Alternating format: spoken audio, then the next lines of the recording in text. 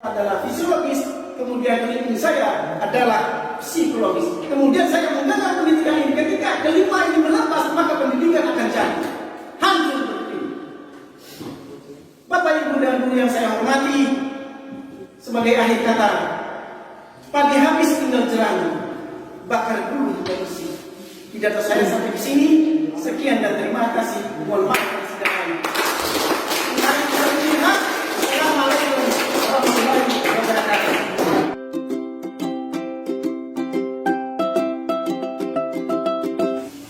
Bapak Ibu dan Guru yang saya hormati,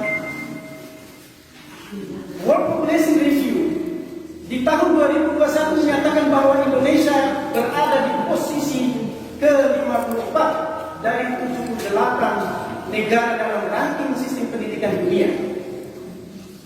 Sedangkan versi Asia, Indonesia di urutan keempat dari Malaysia, Singapura, Thailand, dan Vietnam. Ini suatu pendidikan, tapi bukan prestasi. Bapak Ibu Dewan Guru yang saya banggakan, kita sebagai guru diamanahkan untuk mencerdaskan kehidupan bangsa sebagai garda terdepan. Lalu bagaimana dengan pendidikan di Tambora? Ini pertanyaan. Saya garis bawahi ada dua diksi. Yang pertama pendidikan, yang kedua Tambora.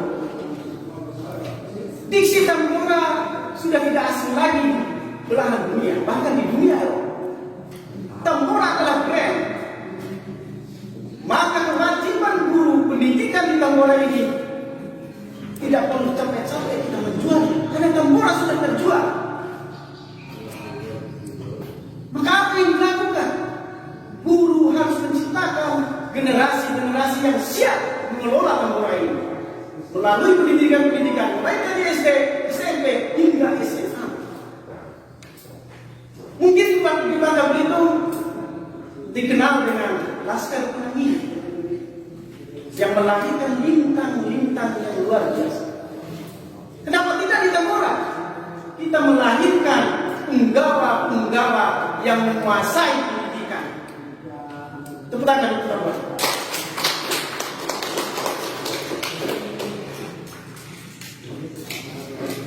Pertanyaan ini adalah merupakan PR bagi kita semua yang berpendidikan sebagai guru. Potret pendidikan khususnya di Tambora masih terlihat monoton dan rendah. Artinya ada sesuatu problem, ada virus yang berkaitan dengan kurikulum kah, budaya sekolah kah, guru dan lingkungan. Indikatornya adalah output. Belakangan ini kesenjangan tervisual di tengah masyarakat, di antara lainnya adalah perkelahian antar pelajar, pelecehan seksual, perkelahian antara guru dan murid, narkoba, dan lain sebagainya. Sedangkan berbicara pendidikan tidak lepas dari 5 faktor yang mempengaruhi pendidikan. Yang pertama, faktor keluarga, faktor sekolah, faktor lingkungan, fisiologis, dan psikis. Ya, kita sebagai guru adalah garda terdepan dalam mencerdaskan anak bangsa. Lalu bagaimana feedback kesejahteraan guru, khususnya para murid yang suka dan rela bekerja, siap dibayar dengan uang 100.000 sebulan, walau di rumah tidak ada beras dan susu anak. Tapi luar biasa, kita masih diapresiasi dengan bantuan operasional bos. Tunggangan terkecil masih balai mimpi. Sebagian guru bahkan dipolitisasi. Nanti Makarim mencanakan 1 juta guru disejahterakan dalam bentuk status ASN. Tapi kami di pelosok Tambora dihantui oleh momok licin dan marketing profit dengan jargon tidak ada uang, tidak bisa masuk ASN yang berlabel T3K. Marginalisasi terlihat begitu apik antara PNS dan sukarela. Seakan ada nilai pembatas dalam strata sosial. Ego intelektualitas, regenerasi. Tidak percaya bahwa kami tidak punya potensi. Linearitas oke, dalam sistem, akan tetapi memulai sebuah wasiat pendidikan disiplin ilmu dan linearitas nomor ke-1000. Ini adalah program. Apa yang harus dipulihkan? Ini pertanyaan. Maka untuk menyembuhkan penyakit ini, semua kita harus kembali pada konsep dasarnya sebagai kerangka berpikir kita. Kata dihajar dalam tanah. Ingat sasutulada, imatian menukar satu buri andayanya. Di depan seorang pendidik harus memberi teladan yang baik, di tengah harus menciptakan prakarsa dan ide, di belakang memberikan dorongan dan arahan. Dengan 5 pilar pendidikan di Indonesia yang kita tahu, apa saja? 1, learning to know. Bagaimana kita mengetahui? Lalu yang kedua, learning to do. Bagaimana untuk melakukan?